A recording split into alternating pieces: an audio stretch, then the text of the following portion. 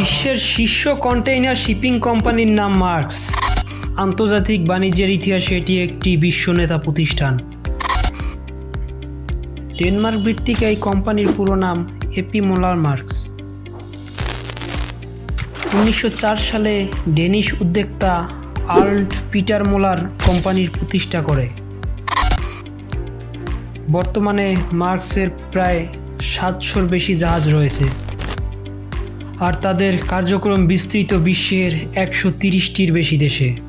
শুধু শিপিং নয়, রয়েছে লজিস্টিক, গুদামজাতকরণ এবং সাপ্লাই চেইন ম্যানেজমেন্টও। তবে এই দীর্ঘ ইতিহাসে মার্কস বেশ কয়েকবার বড় ধরনের ক্ষতির শিকার হয়েছে। সালটা 2017।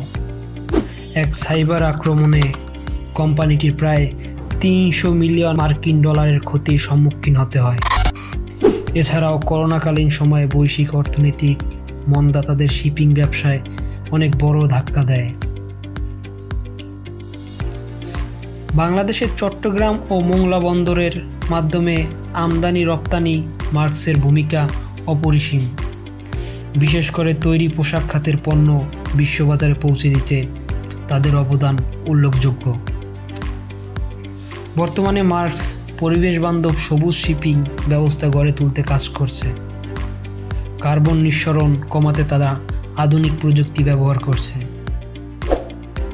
মার্কস আজ শুধু একটি শিপিং কোম্পানি নয়, বরং বৈশ্বিক বাণিজ্যের অন্যতম চালিকা শক্তি।